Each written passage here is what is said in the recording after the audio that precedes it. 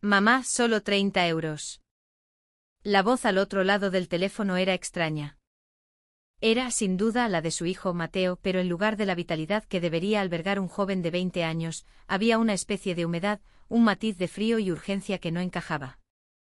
La teniente general Isabel Acosta, directora del Centro de Inteligencia de las Fuerzas Armadas, el CIFAS, se encontraba en ese momento en la cúspide del poder informativo militar de España.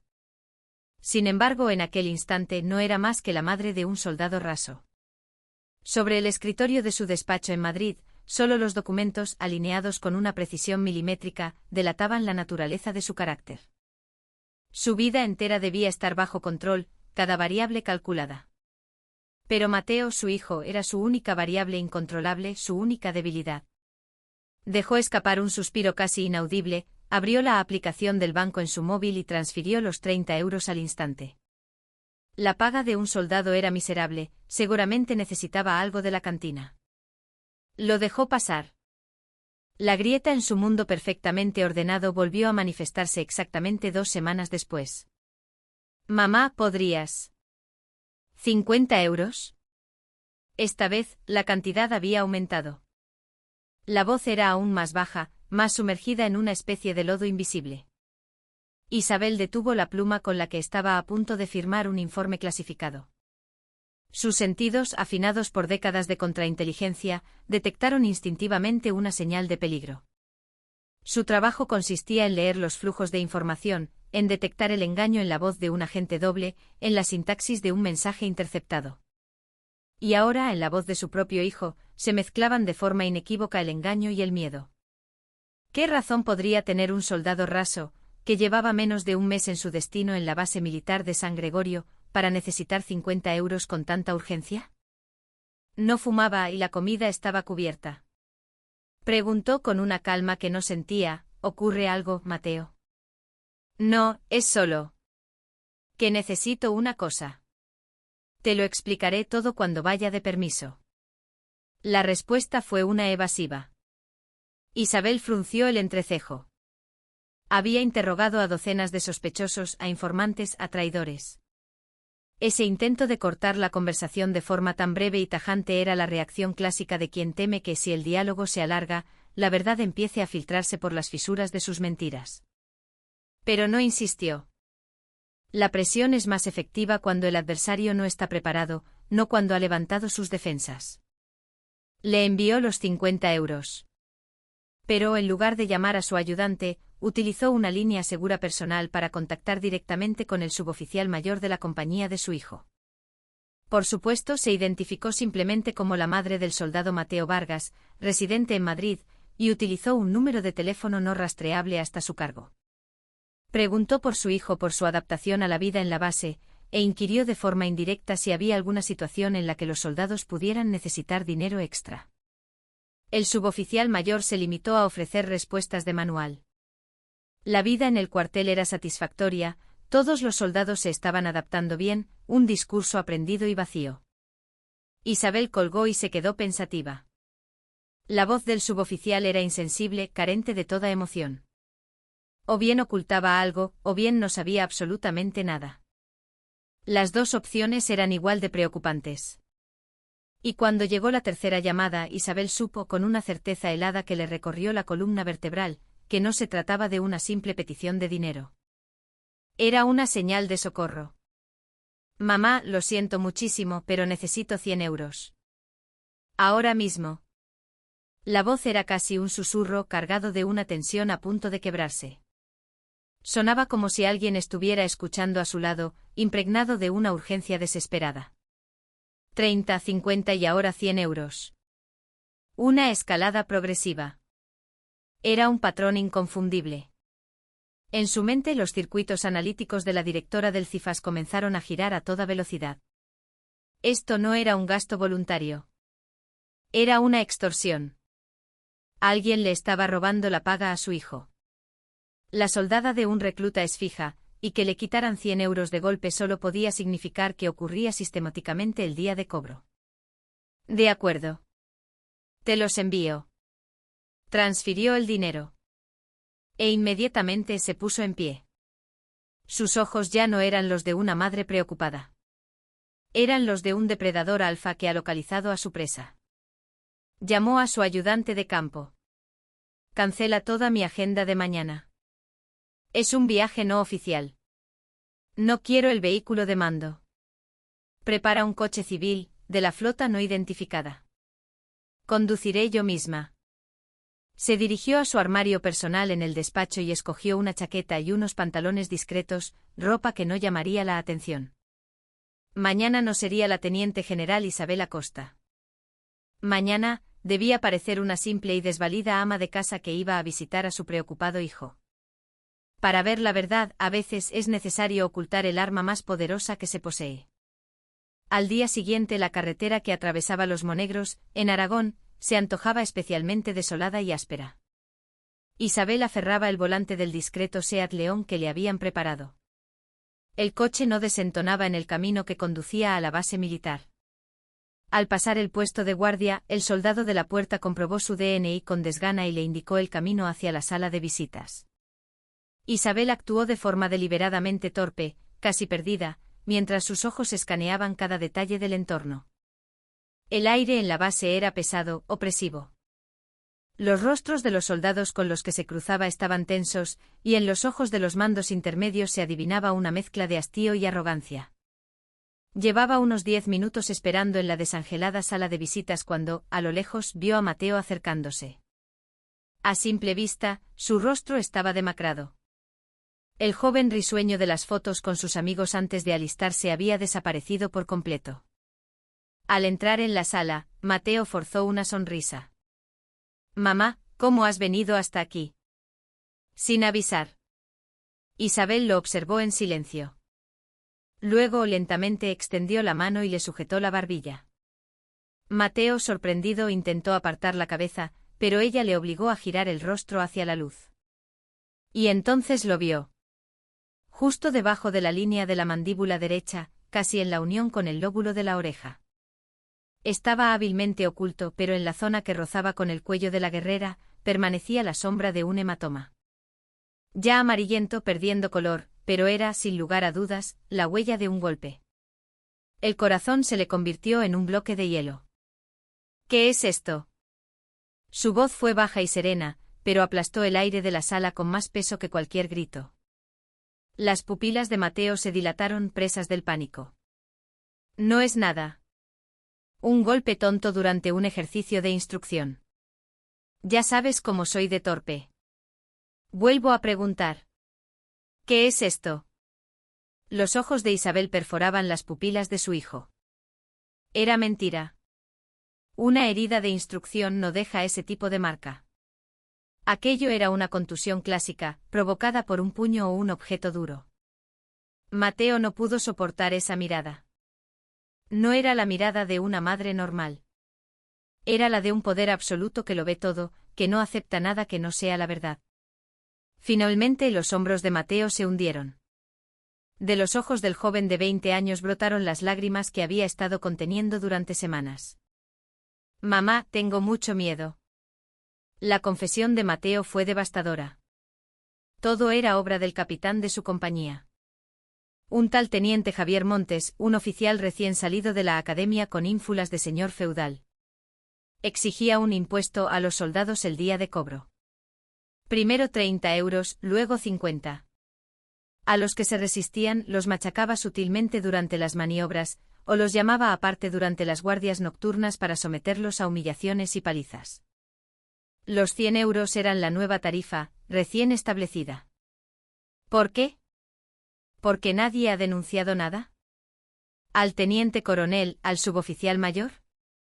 La voz de Isabel temblaba, una vibración casi imperceptible de pura furia. Nadie se atreve. El teniente Montes siempre presume de que su padre es un pez gordo en el mando.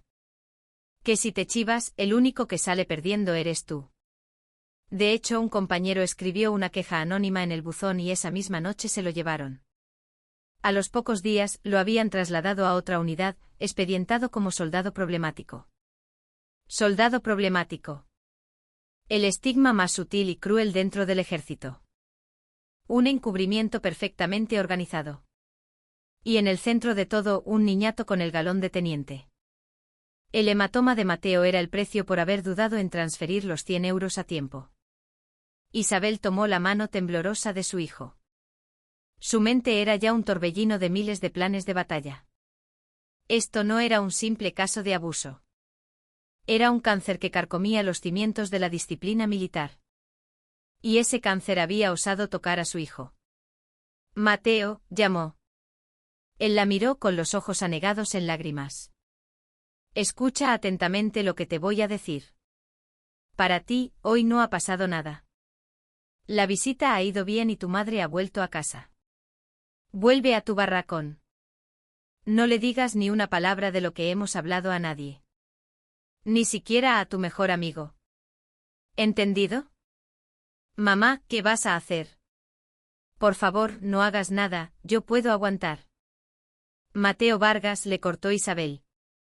Yo estoy bien. Y tú vas a estar bien. No, yo haré que estés bien. Se levantó. La visita había terminado. El leve hematoma en el rostro de su hijo se había convertido en el detonador que decidiría el destino de toda una brigada. Isabel salió de la sala de visitas, pero no se dirigió hacia la salida. Giró sobre sus talones y, sin la menor vacilación, caminó hacia el corazón de la base, hacia el edificio de la plana mayor del batallón. Mucho antes de que la visita de su hijo hubiera terminado oficialmente, la madre había decidido comenzar el juicio. Isabel caminaba hacia el edificio de la plana mayor. Sus pasos no eran los de una mujer de mediana edad. Eran los pasos de alguien acostumbrado durante décadas a las botas militares, el avance de un comandante hacia su objetivo, sin un ápice de duda. Los soldados y mandos que se cruzaban por el pasillo la miraban con extrañeza, preguntándose por qué una civil se encontraba en ese edificio y no en la zona de visitas, pero nadie osó interponerse en su camino, intimidados por su aura gélida y autoritaria. Sus ojos recorrían los tablones de anuncios, los lemas patrióticos colgados en las paredes, incluso el estado de limpieza del suelo. Todo era almacenado y analizado en su memoria. Se detuvo en la entrada de la oficina de la compañía. Un sargento que estaba de servicio se levantó de un salto. ¿En qué puedo ayudarla, señora? Esta es una zona restringida para personal civil. Su voz denotaba sorpresa, pero intentaba seguir el protocolo. Isabel ni siquiera lo miró. Su vista estaba fija en la puerta del despacho del teniente coronel, al fondo de la estancia. Llame al teniente coronel. Su voz era baja y fría como el acero. El sargento titubeó. El teniente coronel Jiménez está en una reunión ahora mismo. Si tiene algún asunto, por favor, espere en la sala de visitas y siga el proce. Fue entonces cuando alguien salió del interior con andares chulescos. Un galón de teniente en el cuello de la guerrera. Un oficial con la arrogancia de quien se sabe intocable. El mismo nombre que había salido de los labios de Mateo, Javier Montes. No estaba de servicio ese día, pero se había pasado por la oficina para curiosear al ver el revuelo. Examinó a la mujer de arriba a abajo. No vestía ropa cara, no aparentaba tener ninguna influencia. Parecía una simple maruja, como él las llamaba, venida a visitar a su hijo el recluta. ¿Qué ocurre aquí?, preguntó, cruzándose de brazos. Solo entonces Isabel giró la cabeza para mirarlo. El hombre que había marcado la mandíbula de su hijo. El que extorsionaba a los soldados. El cáncer. Su mirada descendió instantáneamente a temperaturas bajo cero. He dicho que llamen al teniente coronel. Javier Montes soltó una carcajada. ¿Pero esto es una broma? ¿De qué va esta señora? Se giró hacia el sargento con un gesto de barbilla. ¿A qué esperas? Acompáñala a la salida. Oiga, señora, que no puede entrar aquí como si esto fuera su casa. Lárguese de una vez. Isabel no se movió. Lo miró directamente a los ojos. Era una mirada que Montes no había recibido en toda su vida. No era de ira ni de compasión. Era la mirada que se dedica a un objeto inanimado, o a un reo cuya sentencia de muerte ya ha sido firmada. Montes sintió una oleada de rabia y una extraña incomodidad ante aquella mirada. La idea de que una simple civil se atreviera a mirarlo así le hizo perder el control. Dio un paso hacia ella, alzando la voz. Pero, ¿quién coño se ha creído que es esta tía? Vienes a ver a tu niñato y te pones a montar el pollo. Mira, no sé quién coño será tu hijo, pero como sigas tocando los cojones, te juro que le amargo la puta mili. Lárgate cuando te lo digo por las buenas. El insulto fue la señal de que había cruzado la línea. El sonido de Javier Montes cavando su propia tumba. Todos en la oficina contuvieron la respiración. El sargento, nervioso, miraba alternativamente a Montes y a Isabel. Isabel, muy lentamente, llevó la mano al bolsillo de su chaqueta. Montes sonrió con desprecio, pensando que iba a sacar un DNI o algo similar. Pero lo que extrajo no fue una cartera. Fue un smartphone negro, de diseño robusto. Un teléfono militar encriptado. Imposible de hackear. Un dispositivo utilizado únicamente en las más altas esferas del mando. Montes no lo reconoció. Pensó que era un móvil anticuado. Isabel mantuvo pulsada una tecla de marcación rápida. El tono sonó una sola vez. Y la llamada se estableció. Dijo unas pocas palabras al auricular. Soy yo. Su tono no había cambiado lo más mínimo. Quiero al general de brigada Balbuena en mi posición inmediatamente. Tiene 10 minutos. Código alfa. Habla la directora del CIFAS. La llamada se cortó. En la oficina se hizo un silencio sepulcral. Código alfa. Montes no sabía qué significaba. Pero directora del CIFAS era un cargo que le sonaba. Aún así, su cerebro se negaba a conectar esas palabras con la mujer que tenía delante. Soltó una carcajada aún más sonora. ¿Qué dice? ¿General de brigada? ¿Pero esta tía está loca? ¿El general Balbuena es tu amigo del parchís o qué? Una puta loca va a paralizar el funcionamiento de la base. El rostro se le había enrojecido de ira. Sentía que su autoridad había sido completamente ignorada. Sargento. ¿A qué esperas? Llama a la policía militar. Que se lleven a esta mujer de aquí. El sargento, dubitativo, levantó el auricular. Pero Isabel permaneció inmóvil como una estatua, mirando no a Montes, sino al reloj de la pared. Sus ojos contaban cada segundo. 10 minutos. La cuenta atrás había comenzado. 1 minuto. Montes seguía con los brazos cruzados, fulminándola con la mirada. Deseaba que aquella situación terminara rápido. Ya estaba fantaseando con cómo haría pagar a aquella mujer impertinente. Aún no había conectado que era la madre de Mateo Vargas, pero en cuanto averiguara a qué compañía pertenecía su hijo, convertiría su servicio militar en un infierno.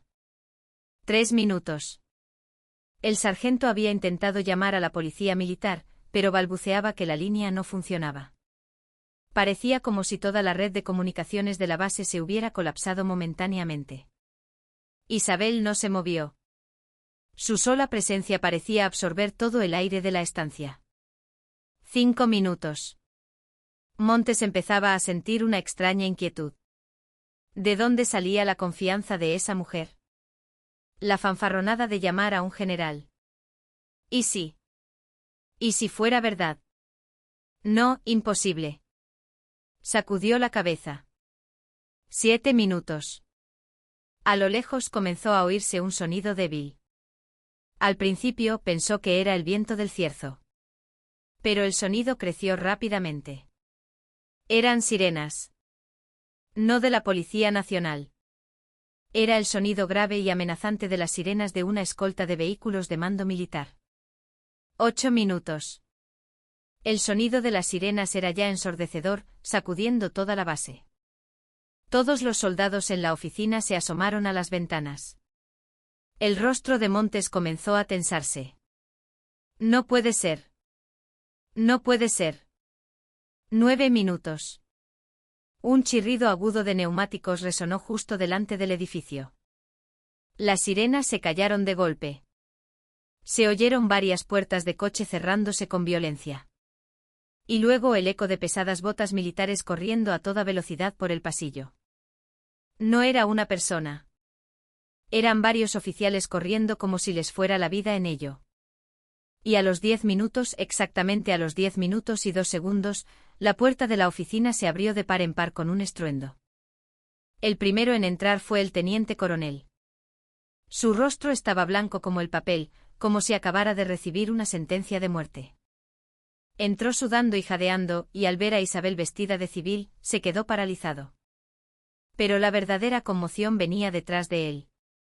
Apartando bruscamente al teniente coronel, entró un hombre con 2 brillantes estrellas en la hombrera. Un general de brigada. El jefe de la brigada Aragón, y Carlos Balbuena. Iba en uniforme de campaña, pero sin gorra, y una de sus botas estaba desatada. En cuanto vio a Isabel, gritó con la desesperación de un hombre cuya carrera pendía de un hilo. «A la orden, mi general». Su voz retumbó en toda la base. Se cuadró en la posición de firmes más perfecta de toda su vida y ejecutó un saludo militar que pareció durar una eternidad. «General de brigada Carlos Balbuena, a sus órdenes». «Siento el retraso, mi general». El tiempo se detuvo en la oficina. El cerebro de Montes se negó a procesar la escena. «Mi general». Un general de brigada. Llamando mi general a esa mujer y saludándola. El único militar al que un general de brigada saluda de esa forma es un superior. Una mujer con ese rango en el ejército español.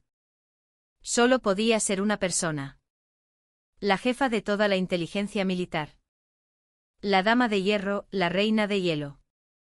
La teniente general Isabel Acosta. El mundo se volvió amarillo ante los ojos de Montes. Los insultos que había proferido resonaron en sus oídos. ¿Quién coño se ha creído esta tía? Le voy a amargar la puta mili a tu hijo. Comprendió lo que había hecho. No se había metido en la boca del lobo. Había estado jugando con fuego dentro de las fauces del mismísimo diablo. Isabel no devolvió el saludo al general. Muy lentamente giró la cabeza para mirar al petrificado Javier Montes. Su voz fue como un punzón de hielo fría y afilada. «¿Decías algo?» Fueron solo 2 palabras. Montes estuvo a punto de desplomarse. Solo entonces Isabel se dignó a mirar al general. «Le di 10 minutos, general». Tardó 10 minutos y 2 segundos. Ahórrese las presentaciones. Su voz no contenía ni una pizca de emoción. A partir de este momento todo el personal de esta base queda inmovilizado. Cierre el acceso principal y anule todas las comunicaciones externas. Teniente coronel general, detrás de mí. Entonces Isabel extendió un dedo largo y fino hacia el tembloroso Montes. A ese teniente arréstenlo y relévenlo del mando inmediatamente. El general Balbuena contuvo el aliento. Y que se arrodille en ese rincón. Y que espere. Sin mi permiso, que no abra la boca. Que ni siquiera respire. Las piernas de Montes cedieron por completo. Se derrumbó en el suelo, no por la orden, sino por puro y absoluto terror. Oculto bajo la chaqueta de aquella señora, no había un corazón de madre. Había 3 estrellas plateadas capaces de congelar a todo el ejército español. El juicio había comenzado. El aire en la oficina de la plana mayor se había vuelto denso y metálico, como polvo de acero. Nadie se atrevía a respirar. El terror absoluto se había apoderado del espacio. El general de brigada Carlos Balbuena, aún sin recibir la orden de romper filas, permanecía en posición de firmes, sintiendo como toda la sangre de su cuerpo se acumulaba en sus pies. Las 2 estrellas de su hombrera parecían simples trozos de hojalata deslucida ante el aura glacial de la teniente general Isabel Acosta. El teniente coronel estaba en estado de shock, y Javier Montes, el mismo que minutos antes la insultaba, seguía arrodillado en el suelo, temblando como una hoja. Un charco oscuro empezaba a extenderse bajo él, pero nadie tenía el ánimo para señalarlo. Isabel no invitó a nadie a sentarse. Entró con paso firme en el despacho del teniente coronel, dejando la puerta abierta de par en par. Se detuvo frente al escritorio, pero no se sentó en la silla del jefe. Ese asiento estaba reservado para el acusado. Se quedó de pie junto a la ventana, contemplando el patio de armas de la base. El corazón de un cuartel que hasta hacía unos minutos latía con normalidad, o más bien, se pudría con normalidad. Había llegado la hora de extirpar ese corazón. General Balbuena, dijo Isabel sin apartar la vista de la ventana. Su voz era cortante como un cristal roto. El general dio un respingo, casi gritando. Sí, mi general. Todavía no ha entendido la situación. ¿Sigue ahí plantado? Carlos Balbuena pareció despertar de una pesadilla. Con manos temblorosas, sacó su propio teléfono militar encriptado. Su mente trabajaba a una velocidad febril para anticipar las intenciones de la general. Inmovilizar la base, cerrar el acceso, anular las comunicaciones. Para ejecutar esas órdenes, llamó inmediatamente a su jefe de Estado Mayor. Su voz, quebrada por la ira y el pánico, resonó en el despacho. Bramó órdenes para que la policía militar de la brigada y una unidad de operaciones especiales se desplegaran de inmediato. Debían sellar el perímetro de la base por completo. Que ni una sola información, ni un solo ser humano, saliera de allí. Isabel observó en silencio las acciones del general. Luego volvió a coger su teléfono, la línea directa del CIFAS. Esta vez, su llamada no era para la brigada. Juez Togado Militar Central. Habla la directora del CIFAS. Quiero un equipo completo de fiscales militares en la base de San Gregorio, acuartelamiento del Regimiento de Infantería Arapiles 62, Tercer Batallón. Inmediatamente. Ejecuten una orden de registro e incautación bajo mi autoridad directa. Requieran todos los documentos administrativos, discos duros y teléfonos móviles personales de todos los mandos, desde el teniente coronel hacia abajo. Ya. Al otro lado de la línea, la voz sorprendida del juez apenas tuvo tiempo de responder antes de que Isabel cortara la comunicación. No dio tregua. La siguiente llamada fue para la Unidad Central Operativa de la Guardia Civil. Coronel. El equipo de la Fiscalía Militar se dirige a San Gregorio. Quiero que monten una unidad de investigación conjunta en la base ahora mismo. Cargos: abuso de autoridad, trato degradante, extorsión, prevaricación y abandono de funciones. Hizo una pausa y añadió con una sonrisa gélida: la indisciplina que conduce a la ruptura de la moral de la tropa es análoga a la traición. No quiero que dejen ni una sola piedra sin remover. Caiga quien caiga. 2 llamadas. Con eso, los 2 pilares del sistema judicial militar español se movilizaron por orden de una sola persona contra un único batallón. Aquello no era una inspección. Era una declaración de guerra. Isabel colgó el teléfono y por fin, se sentó en uno de los sofás del despacho. No como una invitada, sino como la interrogadora. Señaló con la barbilla el sofá vacío frente a ella. El general Balbuena y el teniente coronel Jiménez. Ninguno de los 2 se atrevió a sentarse. Permanecieron de pie, rígidos como estatuas.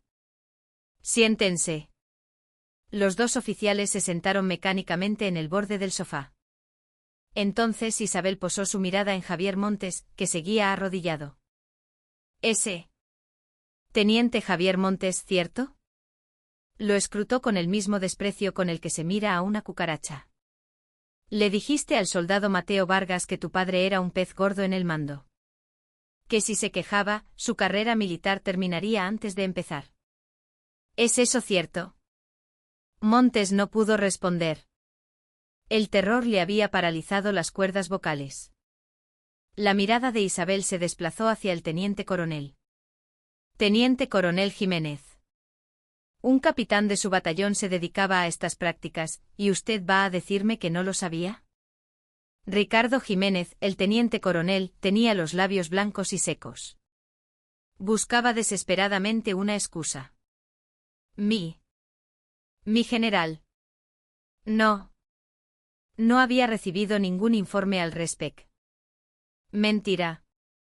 La voz de Isabel hizo que la temperatura del despacho descendiera a 10 grados. No subestime la red de inteligencia del CIFAS. Hace 3 meses, el suboficial mayor le informó de las quejas de los soldados. Pero usted lo ignoró. ¿Por qué?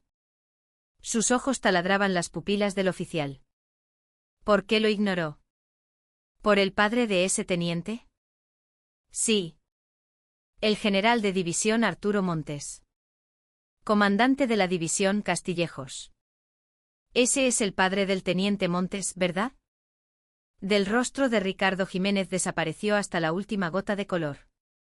La directora del CIFAS. Ya lo sabía todo. Su historial de llamadas, sus informes, incluso con quien jugaba al golf los fines de semana. Aquello no era un interrogatorio. Era una ejecución. El hijo de un general de división. Era demasiado para un simple teniente coronel como usted, ¿no? Así que decidió mirar para otro lado.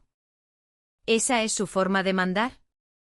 Isabel se giró de nuevo hacia el general de brigada. Y usted, general Balbuena, lo mismo. Mientras el hijo del general de división hacía de las suyas en una de sus unidades, usted prefirió hacer la vista gorda. No convenía molestar a su superior si quería tener alguna oportunidad en la próxima evaluación de ascenso. ¿Así es como se ganan las estrellas? Carlos Balbuena se levantó de un salto e intentó arrodillarse. Mi general, se lo juro, yo no. Silencio. Isabel cortó su excusa sin piedad. Vuestra cobardía y vuestra ambición le han dejado una marca en la cara a mi hijo. En ese instante todos en la sala comprendieron. Mi hijo. El soldado raso al que habían maltratado era el talón de Aquiles de aquella mujer de hielo. Isabel se levantó. Teniente coronel. Usted también queda relevado del mando. Cuando lleguen los investigadores de la Guardia Civil, será conducido detenido junto a ese teniente. Salió del despacho. El pasillo ya estaba lleno de policías militares que habían llegado por orden del general. Controlaban la oficina con una tensión palpable. Isabel pasó entre ellos y caminó de nuevo en dirección a la sala de visitas. Pero no para ver a su hijo. Buscó el teléfono público que él habría usado. Y junto a él, vio el buzón de sugerencias y quejas. Estaba cubierto por una fina capa de polvo. Hacía mucho tiempo que nadie lo abría.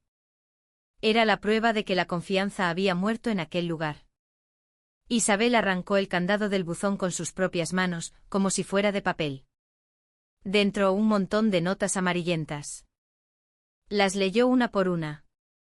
Denuncias contra el teniente Montes, quejas sobre los abusos de los veteranos, y una desesperación infinita hacia unos mandos que ignoraban todas las súplicas. Sus manos temblaban de rabia. Aquello no era un cuartel. Era un infierno perfectamente aislado. Aquí está, susurró. Era un trozo de papel escrito con la caligrafía de su hijo, Mateo. Ayuda. Solo una palabra. Dobló la nota con cuidado y la guardó en su bolsillo. Ya no era una simple prueba. Era la justificación de un juicio final. El tiempo en la base se había detenido. Todas las actividades fueron suspendidas y se ordenó a los soldados permanecer en sus barracones. El patio de armas comenzó a llenarse de sedanes negros y furgones de la Guardia Civil. 30 minutos después de que la policía militar sellara el perímetro, llegaron los fiscales militares y los agentes del CIFAS. Se movían con la precisión de una unidad de fuerzas especiales infiltrándose en territorio enemigo. Sus objetivos eran claros: el despacho del teniente coronel, la oficina de la plana mayor y, sobre todo, el despacho de la compañía de Javier Montes. La oficina del teniente Montes fue la primera en ser precintada. Los investigadores comenzaron a desmantelar sin piedad su taquilla personal y su escritorio. Aparecieron extractos de cuentas bancarias a nombre de testaferros, relojes de lujo probablemente comprados con el dinero extorsionado a los soldados, y pruebas de cómo había utilizado el nombre de su padre para intimidar a otros mandos. El soldado Mateo Vargas estaba sentado en su litera, en el barracón. Sus compañeros y los veteranos no entendían qué estaba pasando y solo se atrevían a mirar de reojo por las ventanas. Sus rostros eran una mezcla de curiosidad y miedo. Algunos decían que era una inspección sorpresa de un alto mando, otros susurraban que había ocurrido un accidente grave. Solo Mateo sabía la verdad. Que en el centro de todo aquel caos estaba la mujer que hacía apenas unas horas lo había abrazado, su madre. Su mente era un torbellino. Siempre había pensado que su madre era una funcionaria de alto nivel en el Ministerio de Defensa. Pero la mujer que había visto hoy no era su madre. La imagen del general de brigada cuadrándose ante ella y del teniente Montes arrodillado en el suelo no parecía real. Mateo sintió que estaba en el ojo de un huracán gigantesco. Al mismo tiempo el recuerdo de los gritos de Montes resonaba en sus oídos, provocándole una extraña sensación de liberación. Mientras tanto, el despacho del teniente coronel se había convertido en un centro de mando improvisado para la investigación. Fiscales y agentes del CIFAS se instalaron allí. El general de brigada Carlos Balbuena ni siquiera podía volver a su propio despacho, esperaba en el pasillo comiéndose las uñas, sin saber cuál sería su destino. Solo le quedaba una cosa por hacer: informar de la situación a su superior directo y padre de Javier Montes, el general de división Arturo Montes. Con manos temblorosas, el general Balbuena realizó la llamada directa. A sus órdenes, mi general. Soy el general Balbuena. Al otro lado de la línea, se oyó la voz grave y autoritaria de Arturo Montes, preguntando qué ocurría. Balbuena, tragando saliva, intentó minimizar la situación, informando de que la directora del CIFAS había aparecido de improviso y estaba llevando a cabo una inspección en la unidad por un problema con el teniente Montes. Pero Arturo Montes comprendió la gravedad de la situación al instante. La directora del CIFAS, Isabel Acosta. ¿Por qué iba a presentarse en persona en la base donde estaba destinado su hijo? General Balbuena, póngame a esa mujer al teléfono ahora mismo. Quiero saber de primera mano qué coño le está haciendo a mi hijo. La voz de Montes estaba cargada de ira. Aunque ambos eran generales, él era un hombre de armas, un comandante de campo. Sentía un profundo desprecio por los burócratas de inteligencia. La idea de que Acosta hubiera invadido su territorio para molestar a su hijo le resultaba intolerable. Balbuena, dudando, abrió con cuidado la puerta del despacho. Isabel estaba revisando los documentos incautados. A su lado, el suboficial mayor de la compañía sudaba a mares. Antes de coger el teléfono, Isabel le hizo una última pregunta. Suboficial mayor, usted debería haber sido el padre de todos los soldados de esta compañía. ¿Pero qué hizo? Se convirtió en el lacayo de ese demonio con galones de teniente y le ayudó a desangrar a sus hombres. El suboficial mayor se derrumbó en el acto. Mi general. Yo solo seguía las órdenes del teniente coronel. Y el padre del teniente Montes. Me daba miedo. Entonces su lealtad no era para con el ejército y sus soldados, sino para con el general de división. Isabel escupió las palabras con frialdad y cogió el teléfono que le ofrecía Balbuena. Se identificó de nuevo. Habla la teniente general Isabel Acosta, directora del CIFAS. Desde el otro lado, estalló la voz furiosa de Arturo Montes. General Acosta. ¿Qué demonios está haciendo en mi zona de operaciones? Por muy del CIFAS que sea, no puede poner patas arriba una de mis unidades sin la autorización del comandante del mando.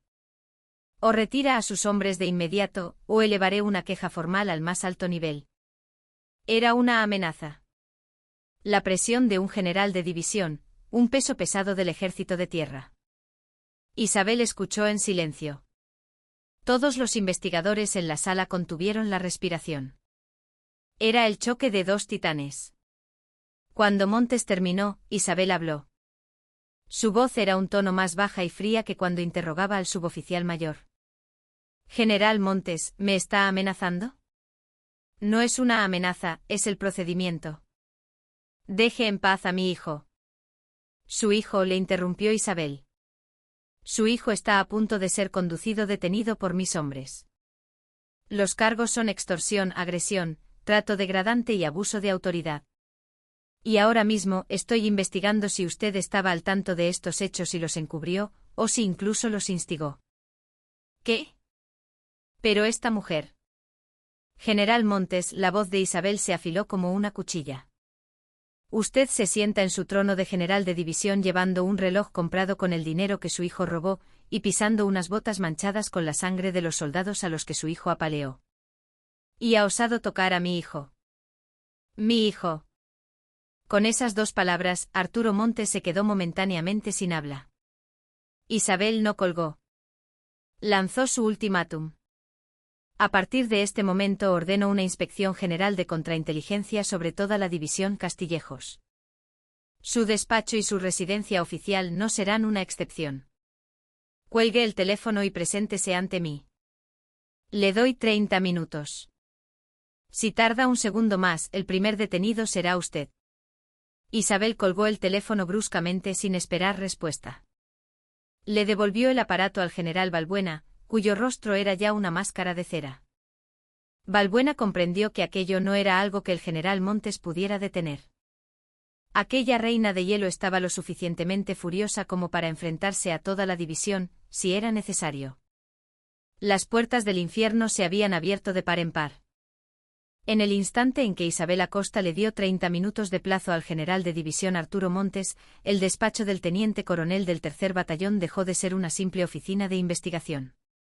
Se convirtió en la primera línea de una guerra abierta entre el corazón del poder de inteligencia militar y el mando operativo más poderoso del ejército de tierra. Los agentes del CIFAS y los fiscales militares, impresionados por la gélida furia de su comandante y la crudeza con la que acababa de desafiar a un general de división, se movían como autómatas. Comenzaron a recuperar archivos borrados de los discos duros y a vaciar cada archivador de la plana mayor. Isabel no estaba sentada. De pie junto a la ventana observaba como la señora de un castillo que contempla sus dominios mientras sus hombres se despliegan por el patio de armas y se dirigen a los barracones. Su interés no estaba solo en los papeles. Necesitaba ver, oler el aire del lugar donde su hijo y las otras víctimas habían dormido y sufrido. Tras entregar al suboficial mayor y al relevado teniente coronel a los investigadores, salió del edificio sin dudarlo. Su destino, el barracón de la compañía de Javier Montes, el reino que él había gobernado, el lugar de cautiverio de su hijo Mateo. Cuando Isabel entró en el barracón, los policías militares que flanqueaban la entrada se cuadraron al unísono. Dentro, reinaba un silencio sepulcral. Los soldados estaban sentados en sus literas en posición de firmes, sin atreverse siquiera a levantar la vista. No sabían exactamente qué ocurría, pero habían visto cómo su rey, el teniente Montes, era sacado a rastras como un perro. Y ahora el ser que había derrocado a su rey entraba en su espacio. Isabel caminó lentamente por el pasillo central.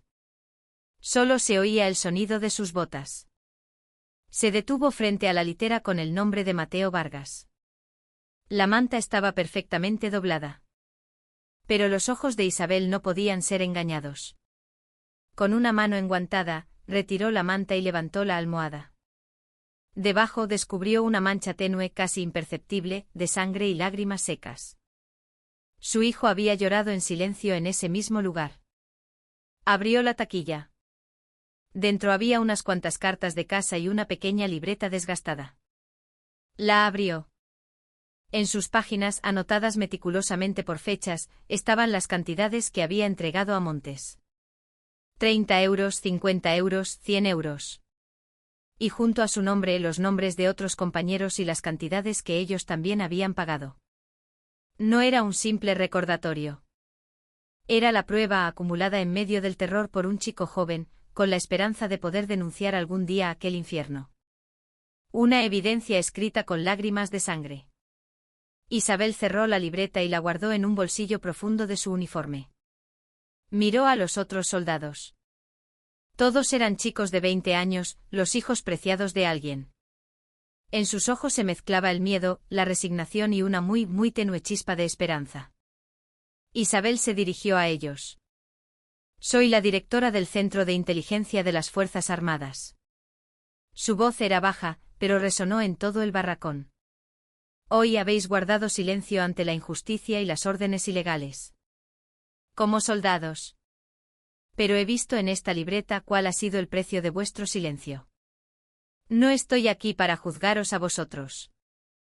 Estoy aquí para juzgar a quienes os han convertido en esto. Señaló a un soldado especialmente delgado y asustado, sentado en un rincón. Tú. Levántate.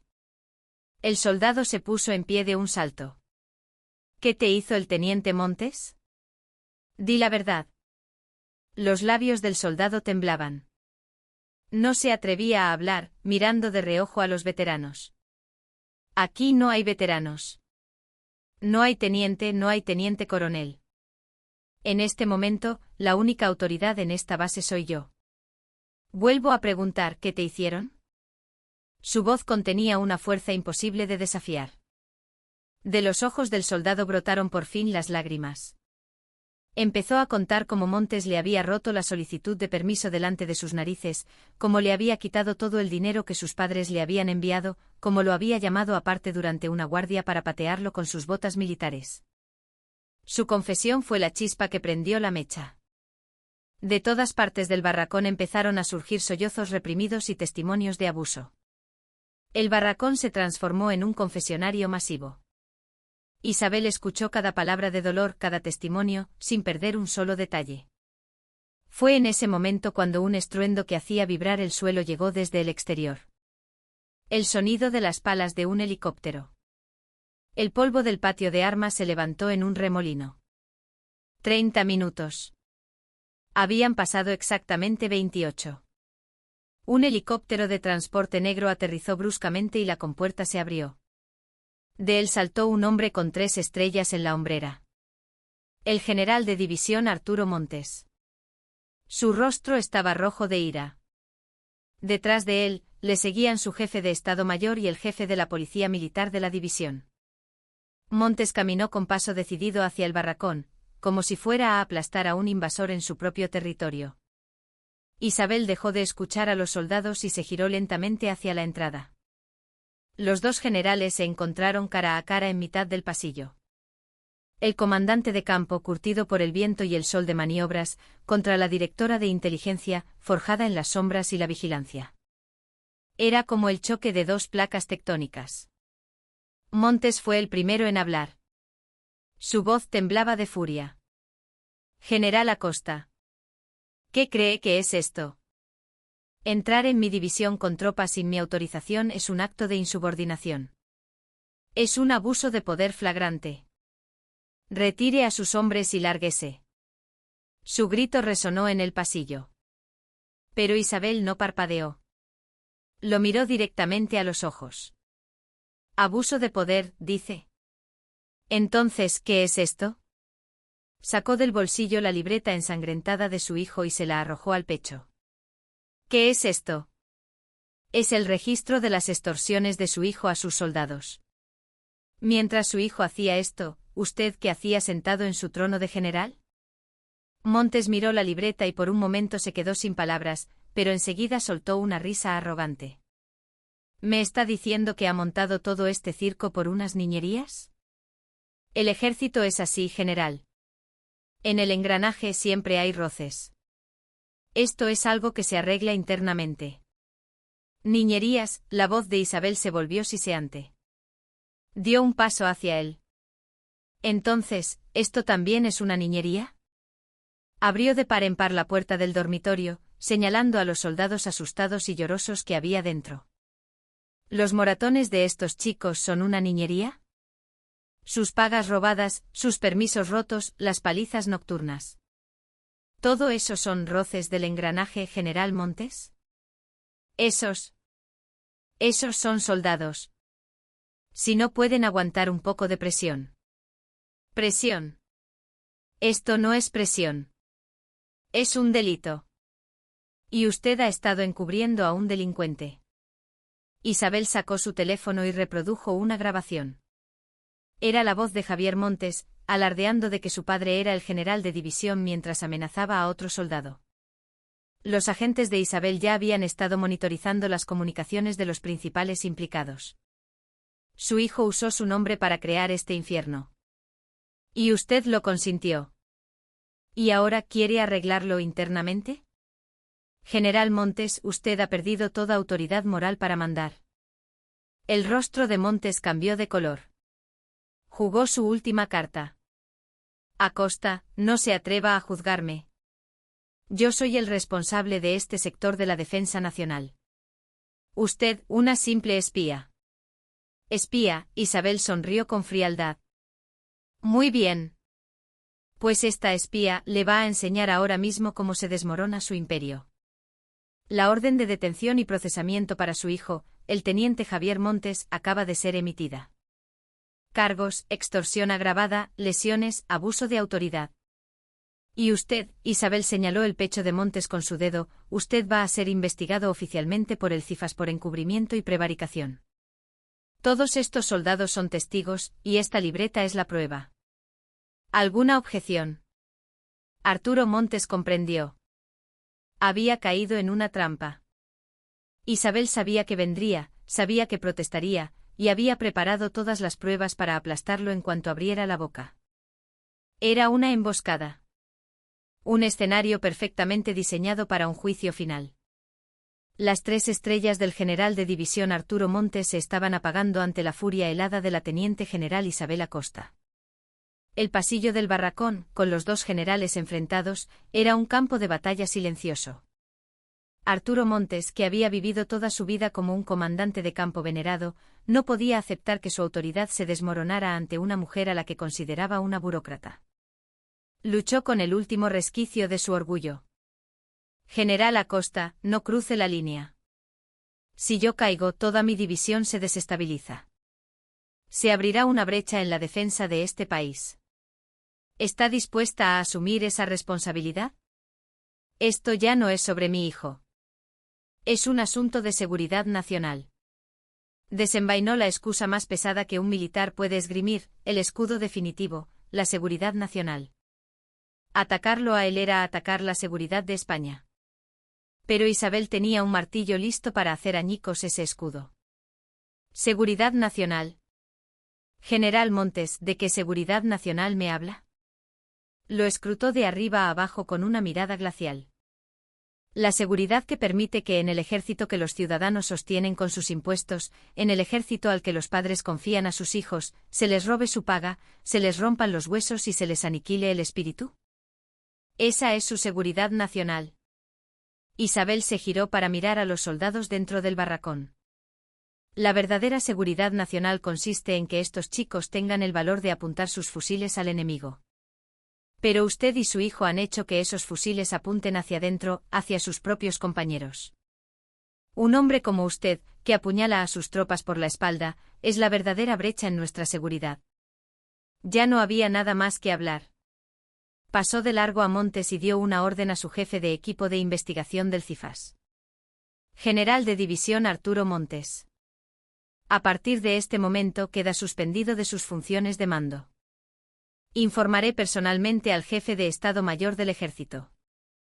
Procedan inmediatamente al registro de su despacho y su residencia oficial. Quiero los informes de sus cuentas, sus contactos, todo. No dejen nada. Esto es un motín. Un golpe de Estado, gritó Montes desesperado. El jefe de la policía militar de su propia división estaba justo detrás de él, pero no se movió. La orden de la directora del CIFAS provenía directamente del Ministerio de Defensa, una línea de mando que podía saltarse la cadena jerárquica del ejército. Los agentes de Isabel se acercaron a Montes. Con educación, pero con una firmeza inquebrantable, lo sujetaron por los brazos. Tendrá que acompañarnos, mi general. Era un arresto. Un general de división del Ejército de Tierra español, en activo, arrestado en el pasillo de un barracón de una de sus propias unidades por la directora de inteligencia. Las piernas de Montes flaquearon. Su rostro arrogante se contrajo en una mueca de desesperación. Todo lo que había construido se había derrumbado en cuestión de horas por la codicia de su hijo, su propia arrogancia, y la furia de una madre. El patio de armas se había convertido en una especie de campo de concentración. Todos los mandos del batallón estaban allí reunidos. Observaban con ojos aterrorizados cómo sus superiores caían uno por uno. El teniente coronel Jiménez ya estaba en un furgón de la Guardia Civil. El teniente Montes estaba sentado en el suelo con la mirada perdida y las manos esposadas. Y ahora veían cómo el hombre que era su dios, el general de división, era conducido por los agentes del CIFAS hacia el helicóptero. La torre de Babel en la que creían se estaba desmoronando desde los cimientos. Isabel se plantó en el centro de aquel caos. Su mirada recorrió a los mandos reunidos. Se detuvo en una persona. El primero al que había conocido. El general de brigada Carlos Balbuena. Él, que había presenciado toda la escena, pensaba que preferiría estar muerto a seguir en esa situación. Isabel se acercó lentamente a él. Valbuena, por puro reflejo, se cuadró y saludó. A la orden, mi general. Isabel no le devolvió el saludo. General. Hasta esta mañana, usted soñaba con su próximo ascenso mientras le hacía la pelota a ese niñato. Mientras una de sus unidades se pudría por dentro, intentó escuchar la voz de sus soldados una sola vez. Mi general, yo. No recibí ningún informe que. Cállese la boca, le cortó Isabel. Su incompetencia y su cobardía le convierten en cómplice de esos criminales. No tiene ni la capacidad ni la autoridad moral para arreglar este desastre. Sacó una pluma estilográfica del bolsillo de su chaqueta y se la arrojó. Valbuena la cogió al vuelo, perplejo. Mañana por la mañana quiero su solicitud de pase a la reserva sobre mi mesa.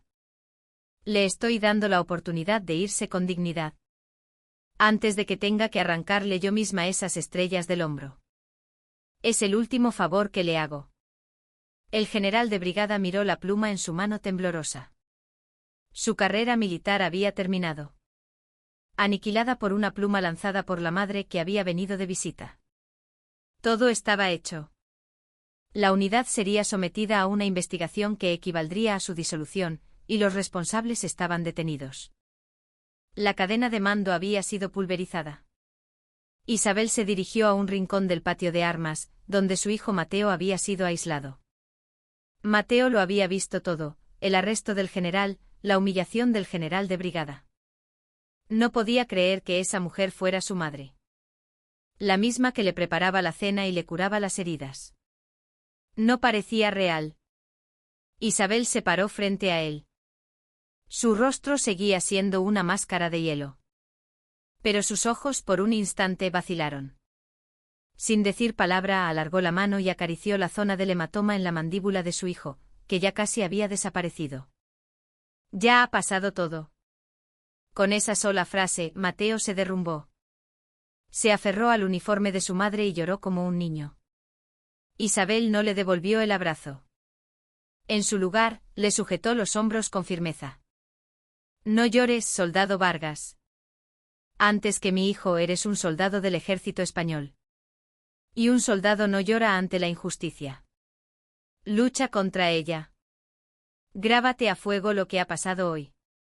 Y no permitas nunca, nunca más, que tú o tus compañeros volváis a sufrir algo así. No era el consuelo de una madre. Era la orden de un comandante. Una lección de vida. Mateo se secó las lágrimas y tambaleándose, consiguió cuadrarse y saludar. Isabel le devolvió el saludo. No pensaba dejar a su hijo en aquel lugar. Lo llevaría al sitio más seguro y al mismo tiempo, al más exigente de todos. El sol se ponía, tiñendo de rojo el patio de armas. Isabel cogió su teléfono para realizar su último informe. El destinatario era el ministro de Defensa. Señor ministro, habla la directora del CIFAS. El tumor en la división Castillejos ha sido extirpado. Damos por concluida la intervención quirúrgica y comenzamos la fase de reconstrucción. Su voz no contenía emoción alguna. El juicio había terminado. Ahora debía volver a su puesto como directora del CIFAS. La purga de sangre iniciada por un moratón en la cara de su hijo, había llegado a su fin. El batallón donde ocurrieron los hechos se convirtió en una unidad fantasma. La cadena de mando literalmente se había evaporado. El general de división y el teniente coronel estaban detenidos, el general de brigada había desaparecido para redactar su pase a la reserva y el capitán responsable estaba en prisión preventiva. Lo único que quedaba en la base era el miedo, el caos y el bisturí de Isabel, los equipos de investigación del CIFAS. Como cirujanos de lo macabro vestidos con trajes oscuros, diseccionaban cada rincón de la unidad. En sus ojos no había compasión, solo el frío brillo del deber. Los soldados fueron interrogados uno por uno. Al principio el miedo les impedía hablar, pero al darse cuenta de que todos sus opresores habían desaparecido, la verdad brotó como un torrente. La extorsión y las palizas de Montes eran solo la punta del iceberg. Salieron a la luz los chanchullos del suboficial mayor con los suministros, los sobornos del brigada a cambio de permisos, e incluso cómo el teniente coronel utilizaba fondos de maniobras para pagar la gasolina de su coche particular. La unidad estaba podrida desde la raíz hasta la copa. Isabel supervisaba todo desde el despacho del teniente coronel, ahora convertido en su cuartel general. No permitió que su hijo Mateo volviera a aquel barracón infernal. Mateo esperaba bajo la protección de agentes del CIFAS en la enfermería de la base. Era a la vez testigo y epicentro de la tormenta. Sentado en una cama, miraba por la ventana el paisaje paralizado de la base y los rostros desesperados de los mandos siendo conducidos por los investigadores. Empezaba a asimilar que su madre, aquella que creía una simple funcionaria, era el poder absoluto que movía todos los hilos. El epicentro fue el batallón, pero la onda expansiva sacudió los cimientos del Ministerio de Defensa. El arresto de un general de división en activo era un hecho sin precedentes. La reacción de los altos mandos del Ejército de Tierra fue furibunda. No solo los generales de la división afectada, sino toda la cúpula militar, estaban a punto de rebelarse. Acusaban a Isabel de haber destruido la jerarquía militar y de crear un peligroso vacío en la seguridad nacional. Los teléfonos no dejaban de sonar. El ministro de Defensa, el jefe de Estado Mayor de la Defensa, el jefe de Estado Mayor del Ejército. Todos exigían explicaciones. O más bien, intentaban presionarla. Isabel delegó todas las llamadas en su ayudante excepto una, la línea directa del ministro. A sus órdenes, señor ministro. Al otro lado, la voz airada del ministro exigía la liberación inmediata del general Montes y una explicación personal sobre el incidente. La acusaba de haber puesto en peligro al ejército por una decisión unilateral. Isabel escuchó en silencio, dejando que el ministro descargara toda su furia. Cuando hizo una pausa para respirar, ella habló. ¿Me está recriminando mi actuación, señor ministro? Su voz era tan calmada que resultaba escalofriante. Señor ministro, lo que estoy haciendo es proteger el puesto que usted ocupa. El ministro no entendió de inmediato. Isabel continuó. ¿Cree que el general Montes es culpable solo de encubrir a su hijo? Si es así, aún no ha comprendido la magnitud del problema. Arturo Montes ha utilizado su cargo para orquestar una red de corrupción en contratos de material, tráfico de influencias, e incluso se le investiga por filtrar detalles de planes operativos a una empresa de defensa. Cogió un documento que un agente acababa de entregarle.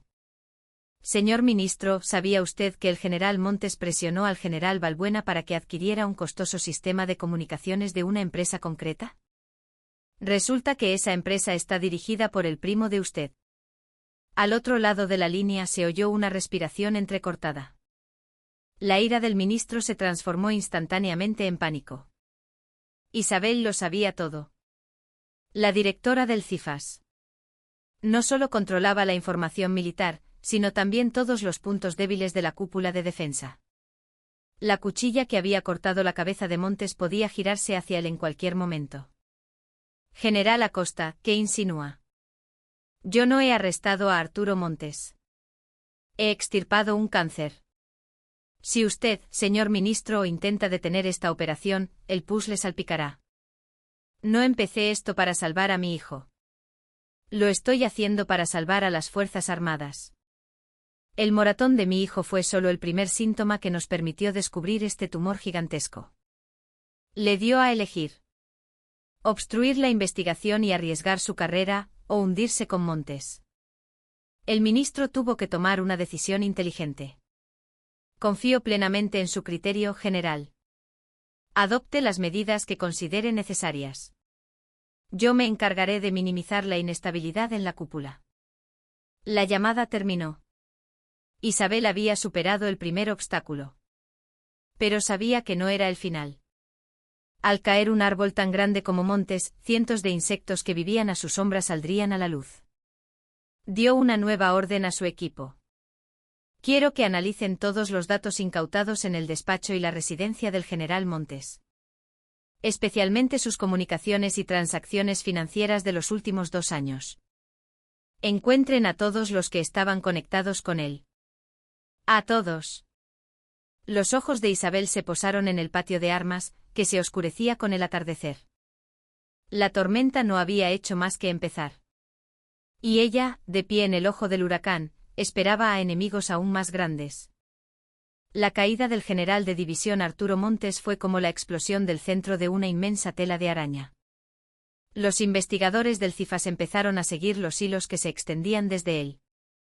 No se trataba solo de corrupción en contratos o de ascensos amañados. La red llegaba a generales clave del Estado Mayor, a altos funcionarios del Ministerio de Defensa e incluso a lobistas de la industria armamentística con conexiones políticas. La tela de araña envolvía el corazón mismo de la defensa de España. Isabel, desde su cuartel general improvisado en la base, dirigía la operación a distancia. Se negó a volver a su despacho en Madrid. Su permanencia en el epicentro del escándalo era una advertencia para todo el ejército: el juicio no había terminado. En la caja fuerte secreta de Montes, los agentes encontraron varios teléfonos móviles de prepago y un libro de contabilidad. En él había nombres en clave, fechas y cifras astronómicas. El equipo de criptografía de Isabel trabajó sin descanso y, cuando descifraron los nombres, la lista fue un shock. 2 generales de brigada en activo, un general de división con un puesto clave en el Estado Mayor y un alto funcionario del ministerio, considerado uno de los hombres más influyentes de la casa. La pequeña extorsión de Javier Montes era un juego de niños comparado con los cientos de millones de euros en dinero negro que manejaba esta gente. Isabel miró la lista, pensativa. No era la corrupción de un solo hombre. Era un cártel que controlaba la cúpula militar. Se protegían unos a otros, se repartían los puestos de poder y trataban el presupuesto de defensa como si fuera su patrimonio personal. Comprendió que no había tocado una manzana podrida, sino toda la caja. Un cártel tan poderoso no iba a quedarse de brazos cruzados. Prepararon su contraataque. No una confrontación directa, sino algo mucho más sutil y letal: una guerra mediática. 3 días después del arresto de Montes, un periódico conservador publicó un titular a toda página: la jefa de inteligencia militar detiene a un general para salvar a su hijo. Polémica por venganza personal. El artículo estaba hábilmente manipulado. Los abusos en la base se reducían a pequeñas fricciones propias de la vida militar.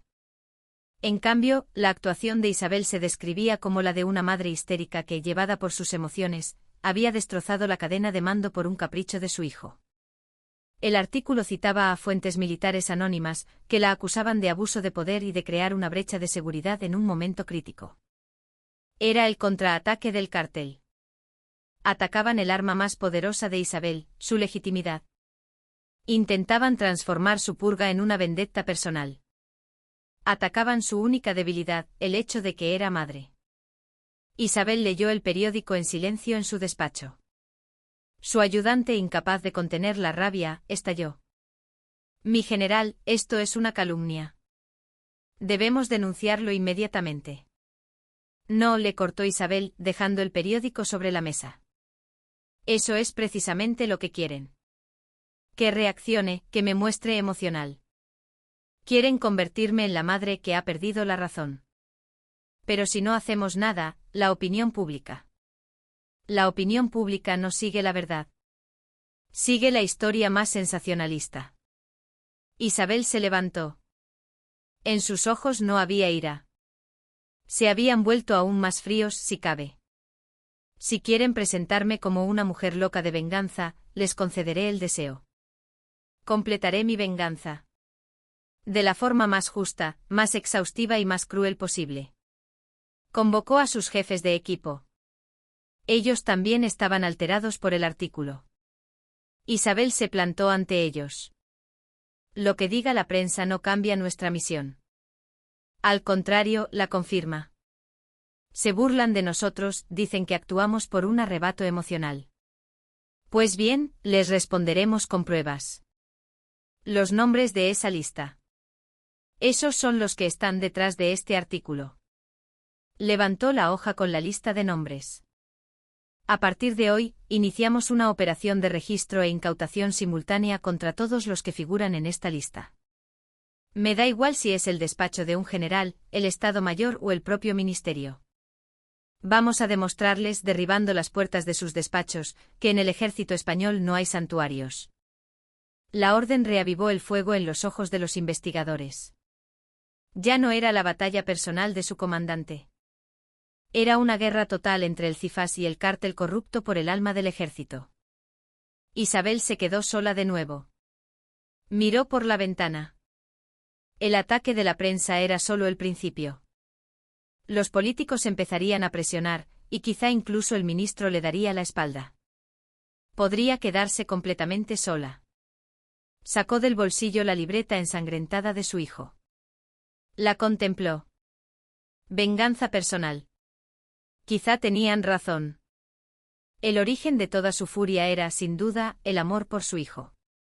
Pero no renegó de ese sentimiento. Al contrario, lo afiló hasta convertirlo en la hoja más fría y cortante. Sí. Esto es una venganza, susurró. En nombre de mi hijo Mateo Vargas. Y en nombre de todos los hijos de esta tierra a los que habéis pisoteado. Voy a arrancaros de raíz. Su promesa helada resonó sobre el patio de armas del batallón, que se hundía en la oscuridad.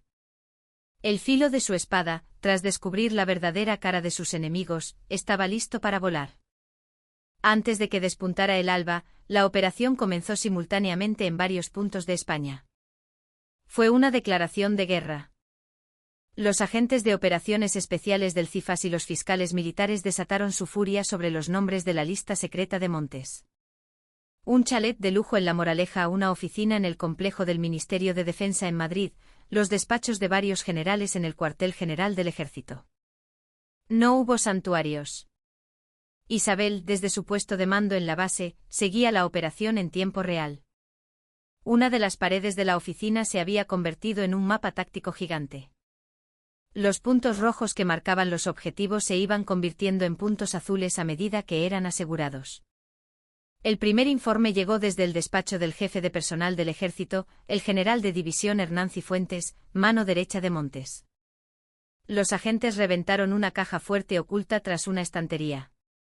Dentro encontraron los extractos de cientos de cuentas fantasma y una lista con los nombres de los generales que iban a ser ascendidos en los próximos 3 años. No era la lista oficial. Era la lista de los perros fieles del cártel de Montes. El segundo informe llegó desde el ministerio. Un alto funcionario, al ver entrar a los agentes en su despacho, intentó saltar por la ventana. En los cajones de su escritorio encontraron fajos de contratos ilegales con una empresa de armamento. Las cifras de esos contratos multiplicaban por miles las pequeñas sumas que Montes extorsionaba a los soldados. Las pruebas eran abrumadoras. La investigación, que había comenzado por un simple moratón, estaba destapando un acto de traición que sacudía los cimientos de la defensa nacional.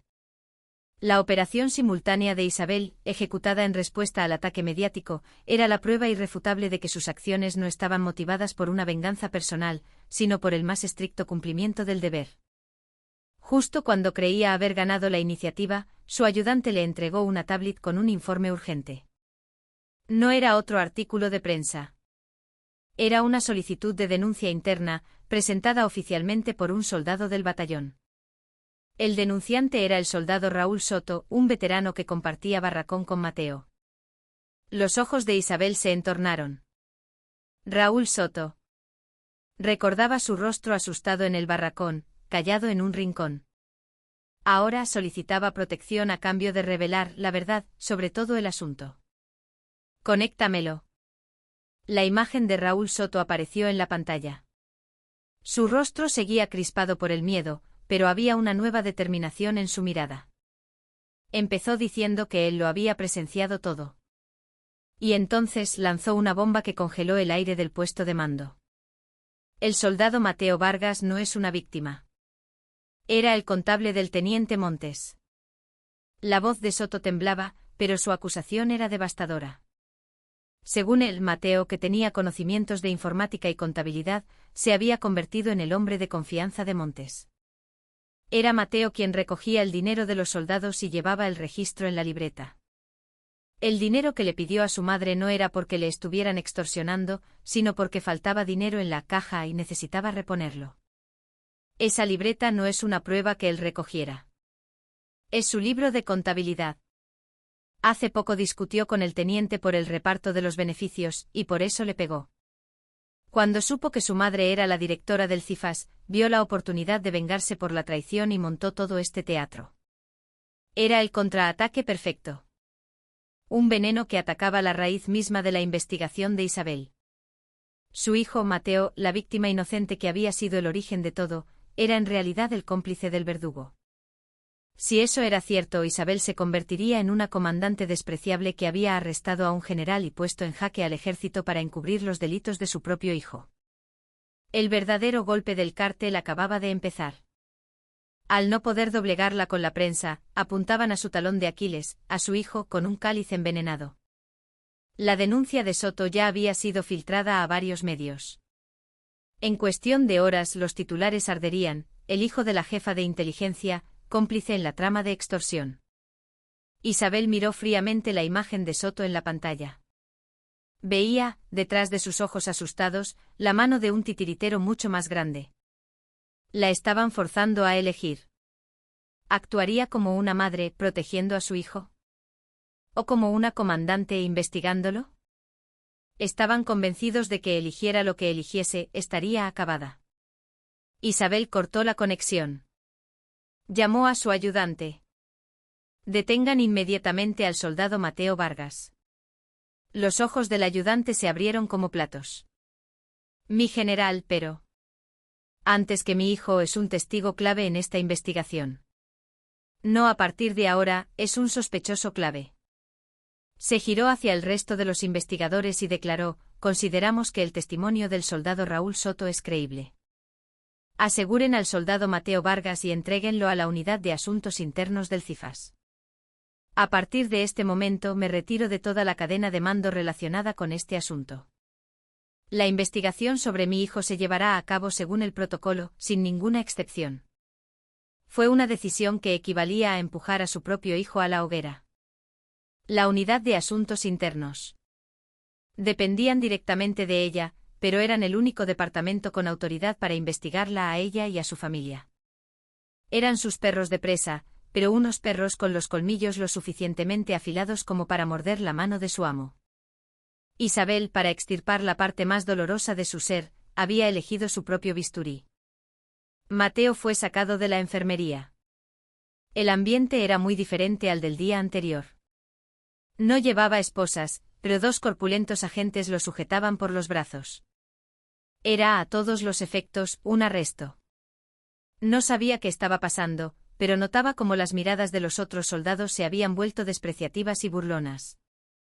El enchufado de la jefa, el cómplice.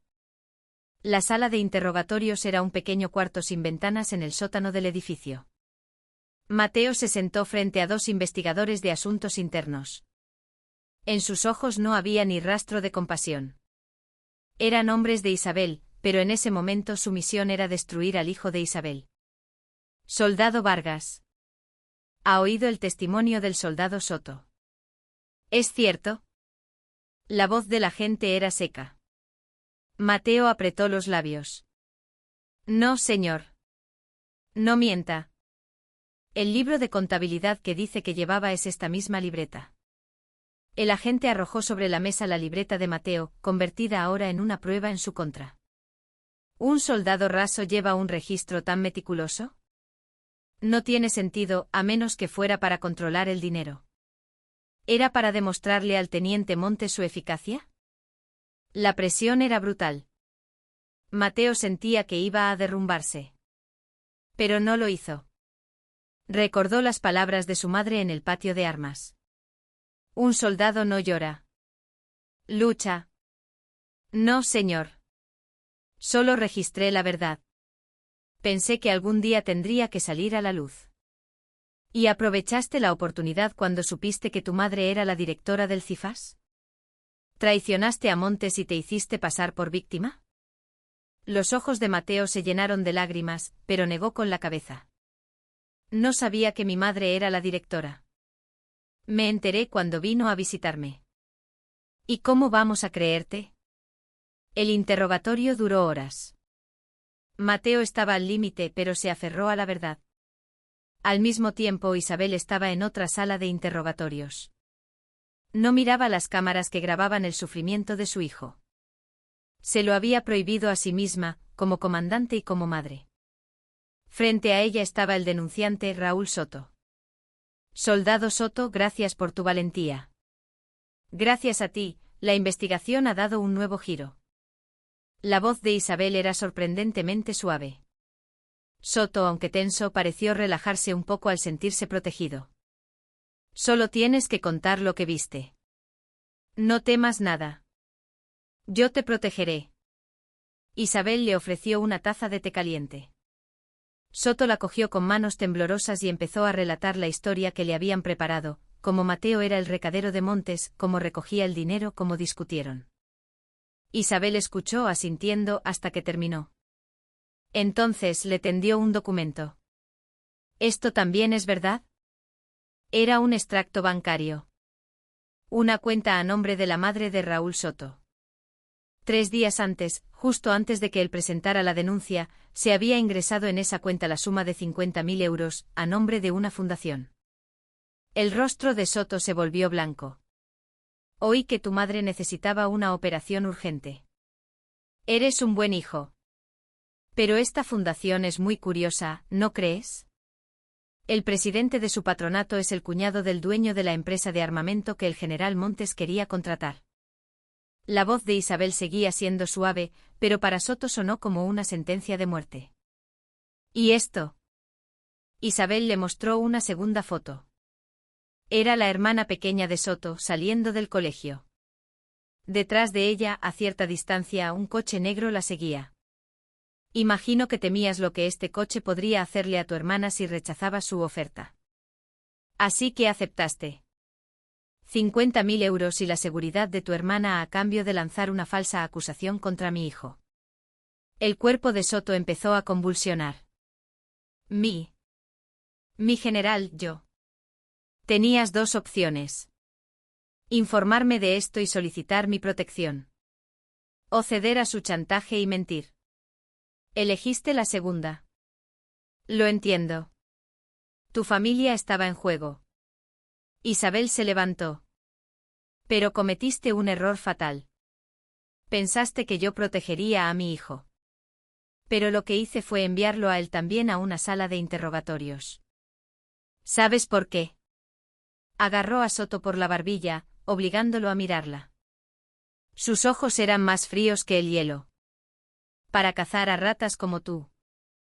Sabía que si testificabas en falso, la cola del cártel quedaría al descubierto. Creías que me estabas ofreciendo un cáliz envenenado, pero fuiste tú quien se bebió el veneno. Raúl Soto se derrumbó. Llorando, lo confesó todo. Había sido coaccionado y sobornado a través del abogado de Montes. Todo el guión se lo habían dado ellos. Isabel salió de la sala. Se dirigió directamente a donde estaba su hijo. Cuando abrió la puerta, a Mateo, exhausto, y los agentes que lo presionaban, la miraron. Buen trabajo. Vuelvan a la base. Los agentes saludaron y se marcharon. En la sala solo quedaron Isabel y Mateo. Hubo un silencio. Isabel se paró frente a su hijo. Sin decir palabra, le pasó una mano por el pelo revuelto. Ha sido duro, ¿verdad? Con esa frase, las lágrimas que Mateo había contenido volvieron a brotar. Lo sabía. Sabía que harías esto, mamá. Isabel no lo abrazó. Le agarró los hombros con fuerza. Has vencido. Como mi hijo. Y como un soldado de España. A partir de este momento, el soldado Mateo Vargas queda libre de toda sospecha. Había comprobado que su hijo era capaz de salir por sí mismo del infierno de una falsa acusación. Su arriesgada apuesta había funcionado. Ahora, con la confesión de Soto en la mano, tenía una nueva espada. Y la punta de esa espada ya no apuntaba al abogado de Montes, sino al cerebro que había orquestado toda la conspiración. La confesión del soldado Raúl Soto se convirtió en la hoja más afilada y temible en manos de Isabel. Reveló no solo un intento de perjurio, sino el mapa completo de cómo el cártel de la cúpula militar manipulaba a la opinión pública, destruía pruebas y coaccionaba a soldados inocentes para proteger su imperio. Tras rescatar a su hijo de la hoguera de la falsa acusación, estaba lista para lanzar las brasas de vuelta al corazón de sus enemigos. Su objetivo ya no eran los peones, como el abogado de Montes. Rastreó el origen de los 50.000 euros. La fundación fantasma creada por la empresa de defensa. Los fondos provenían de una cuenta secreta en Suiza. Bajo la dirección de Isabel, los analistas financieros y cibernéticos del CIFAS trabajaron día y noche. Finalmente identificaron al titular real de la cuenta. Cuando el nombre apareció en la pantalla, el aire en el puesto de mando se congeló. Ignacio Romero, presidente de la Comisión de Defensa del Congreso de los Diputados. Si Montes era el brazo armado del cártel dentro del ejército, Romero era su cerebro y su escudo en el mundo político. Él controlaba los presupuestos de defensa, influía en los ascensos de los generales y, desde la cúspide de la pirámide, dirigía el flujo de todo el dinero negro. El nombramiento de Montes había sido obra suya. La campaña mediática para desacreditar a Isabel también. Y la coacción a la familia del soldado Soto para atacar su punto más débil, su maternidad, había sido su golpe maestro. Isabel comprendió que no se enfrentaba a una simple red de corrupción militar, sino a la cabeza de una serpiente gigantesca que estaba devorando la política de defensa de España. Inmediatamente recopiló todas las pruebas contra Romero para presentarlas directamente a la presidencia del gobierno y al ministro de Defensa. Pero la serpiente fue más rápida. Romero intuyó que el cerco se estrechaba. Decidió destruir políticamente a Isabel antes de que ella pudiera reunir la fuerza para atacarle. Esa misma tarde en el Congreso se presentó una moción de urgencia, resolución de cese para la directora del CIFAS, teniente general Isabel Acosta, por quebrar la cadena de mando y constituir una grave amenaza para la seguridad nacional. Para debatirla, se convocó una comparecencia a puerta cerrada para la mañana siguiente. La única convocada, Isabel Acosta. El cuartel general del CIFAS entró en ebullición.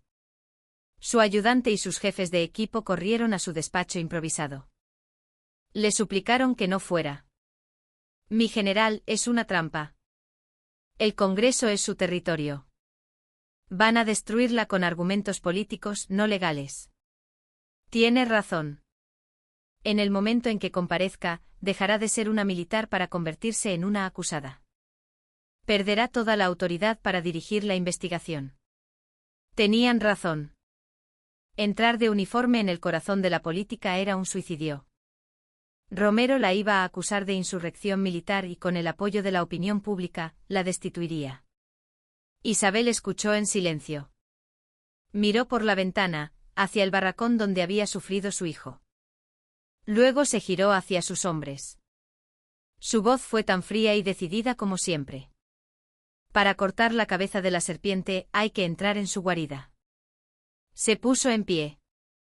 Mientras yo mantengo su atención en la comparecencia, ustedes ejecutarán una última misión. Le entregó a su jefe de equipo un dossier secreto. Contenía los extractos de la cuenta suiza de Romero y las pruebas de cómo había creado empresas fantasma en el extranjero a nombre de su hijo para blanquear los sobornos. En el instante en que yo entre en el hemiciclo, quiero que registren simultáneamente su despacho en el Congreso, su casa y el apartamento de su hijo en el extranjero. No dejen ni un solo papel. Los ojos del jefe de equipo se abrieron de par en par.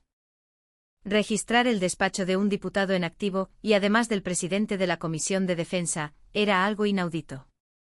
Requería la autorización del presidente del gobierno. Ya tengo la autorización. Isabel lo había preparado todo. En el momento en que presionó al ministro de Defensa, estableció una línea directa con la máxima autoridad del país. Le había presentado al presidente una elección: salvar al ejército español o hundirse con los corruptos. Romero cree que me va a someter a un juicio público en esa comparecencia. Pero ese escenario no será su tribunal. Será mi cadalso para ejecutarlo. A la mañana siguiente, acompañada únicamente por su ayudante, Isabel se dirigió al corazón político de España, el Congreso de los Diputados. Una marabunta de cámaras la acribilló a flashes. Sin responder a ninguna pregunta, caminó con paso firme hacia la sala de la comisión. Allí, esperándola con una sonrisa miserable, se encontraba la cabeza de la serpiente, Ignacio Romero. La sala de la Comisión de Defensa del Congreso estaba cargada de una tensión asfixiante. Aunque la comparecencia era a puerta cerrada, Romero había permitido la entrada de varios periodistas afines. Se sentaba en el estrado más alto, flanqueado por diputados de varios partidos que, como jueces de una inquisición moderna, miraban a Isabel con superioridad. Ella estaba sola en el estrado de los testigos. Detrás de ella, ninguna ayuda. Solo las 3 estrellas de su hombro brillantes sobre el uniforme impoluto. Romero comenzó. Su voz era la de un político afable, pero destilaba veneno. Teniente General Acosta. Es una lástima que tengamos que estar hoy aquí. La persona que debería velar por la disciplina militar ha sido la que ha destrozado la cadena de mando, arrestando ilegalmente a un general de división por motivos personales. ¿Qué tiene que decir al respecto? Desde el principio la definía como una comandante cegada por la venganza. Isabel tomó el micrófono. Su voz, clara y fría, congeló la sala. Señor presidente, corrijo su afirmación. No hubo ningún arresto ilegal. Actué conforme al Código Penal Militar, deteniendo a un sospechoso de graves delitos siguiendo el procedimiento legal. ¿Procedimiento legal? Amenazar a sus superiores, asaltar una base militar y todo por un simple altercado en el que estaba involucrado su hijo. La ciudadanía ve esto como la rabieta de una madre, no como un acto de servicio. La voz de Romero se elevó y los otros diputados asintieron, murmurando venganza personal. Isabel esperó a que el murmullo alcanzara su punto álgido. Entonces levantó un dossier. ¿Un simple altercado, dice? Proyectó en la pantalla la primera imagen, las fotos de las heridas de los soldados y sus testimonios manuscritos. Este es el resultado de ese simple altercado. Soldados a los que se les robaba su paga, se les apaleaba día y noche, mientras sus padres creían que estaban sirviendo a su país. La sala enmudeció. Romero, sin inmutarse, contraatacó. Eso es la falta de un mando intermedio. No justifica una caza de brujas contra toda la cúpula. Es una investigación desproporcionada. ¿Desproporcionada? Isabel sonrió con frialdad. Entonces dígame si esto también le parece desproporcionado. Proyectó el siguiente documento, el esquema del flujo de dinero negro entre el general Montes, funcionarios del Ministerio y la empresa de defensa. Cientos de millones de euros del presupuesto público desviados a sus bolsillos. El general Montes no es un simple prevaricador. Es un traidor que ha vendido la seguridad nacional. Y hoy, estoy aquí para revelar quién es la cabeza de esta traición. Los ojos de Romero se entornaron. Comprendió lo que iba a hacer e intentó cortarla. Esto no es una rueda de prensa. Cíñase a los hechos. Señor presidente, ¿le suena de algo la Fundación El Robledal?, le interrumpió Isabel. El rostro de Romero se tensó. Es la fundación fantasma que ingresó 50.000 euros a la madre de un soldado para que testificara en falso. Los fondos de esa fundación provienen de una cuenta secreta en Suiza. Isabel proyectó el último documento. El extracto de la cuenta bancaria suiza. El nombre del titular, Ignacio Romero. Un silencio sepulcral cayó sobre la sala. Todas las miradas se clavaron en Romero. Su rostro estaba pálido como la cera. Mentira. Todo es un montaje. No se puede difamar así a un representante del pueblo, gritó, fuera de sí. Saquen a esta mujer de aquí. Esto es un golpe de estado militar. Isabel, dirigiéndose a él, dictó su sentencia final. Señor presidente. A las 9 de la mañana, mientras yo entraba en este edificio, un equipo del CIFAS ha iniciado el registro de su despacho en este mismo Congreso, de su domicilio particular y del apartamento de su hijo en Boston. Un gemido escapó de los labios de Romero. Usted me convocó a este juicio, señor presidente. Y tenía razón. Pero el que va a ser ejecutado hoy, no soy yo. Isabel hizo un gesto hacia la puerta. Se abrió y entraron agentes de la policía militar y fiscales. Apelando a la Ley de Seguridad Nacional y en mi calidad de directora del CIFAS, por los presuntos delitos de traición y revelación de secretos, ordeno el arresto inmediato del diputado Ignacio Romero. Fue un momento sin precedentes en la historia de España, el ejército arrestando a un diputado en activo en el propio Congreso. Romero se retorció gritando, pero el frío metal de las esposas se cerró sobre sus muñecas. La cabeza de la serpiente había sido cortada en su propio escenario, por la hoja más fría y afilada del Estado. Pasó un año. Las Fuerzas Armadas españolas vivieron su invierno más duro. La purga iniciada por Isabel se extendió por todo el estamento militar. Decenas de generales fueron forzados a retirarse, altos funcionarios y empresarios de defensa fueron procesados, y los políticos implicados cayeron con ellos. El aleteo de una mariposa, un moratón en la cara de un soldado, se había convertido en un huracán que limpió la institución. La base fue completamente reestructurada, y el batallón de la corrupción, disuelto y refundado. Llegó el otoño. En un cementerio militar, Isabel, con su uniforme de gala, se detuvo ante una lápida, comandante de infantería Javier Vargas. Su marido muerto en acto de servicio años atrás en Afganistán. El padre de Mateo. Isabel saludó militarmente. Su rostro seguía siendo una máscara de hielo, pero en sus ojos había una sombra de tristeza. Oyó unos pasos a su espalda. Otra sombra se proyectó sobre la lápida. A la orden. Cabo Mateo Vargas se presenta ante mi general. Isabel se giró. Ya no era el recluta asustado. Ante ella estaba un cabo, un soldado forjado en la adversidad. El moratón había desaparecido hacía mucho tiempo, pero la cicatriz de aquel día permanecería siempre en sus corazones. ¿Estás bien en tu nuevo destino?, preguntó Isabel, rompiendo el silencio. Sí, mi general. El otro día llegó un recluta nuevo, estaba pasándolo mal. Lo llevé a la cantina, hablé con él. Mateo sonrió levemente. Me aseguro de que nadie vuelva a pasar por lo que nosotros pasamos. Al oír eso, Isabel, por primera vez, le sonrió a su hijo. No se había quedado estancado en el papel de víctima. Había superado su herida y ahora era capaz de curar las de los demás. Aquel día, cuando fuiste al Congreso, empezó Mateo. ¿No tuviste miedo? Isabel miró al cielo de otoño. Sí, respondió en voz baja. Tuve miedo. Pero si no cortaba la cabeza de la serpiente, la cicatriz que te hicieron a ti se habría convertido en la cicatriz eterna de este ejército. Y no tuve tiempo para tener miedo. Le dio una palmada en el hombro. Vamos. Estás de permiso. Te prepararé la cena. Esa noche Isabel no estaba en el despacho de la directora del CIFAS, sino en la cocina de su casa. Apenas hablaron, pero mientras miraba a su hijo comer, sus ojos no eran los de la reina de hielo que gobernaba la inteligencia española. Eran los de una madre. Más tarde regresó a su despacho. Sobre la mesa, el trabajo de siempre. Miró un pequeño portarretratos. Su marido de uniforme, su hijo con un uniforme de cadete y ella, en el centro, la única vestida de civil, sonriendo, en una foto de hacía mucho tiempo. Acarició la imagen. Luego cogió el primer informe de la pila.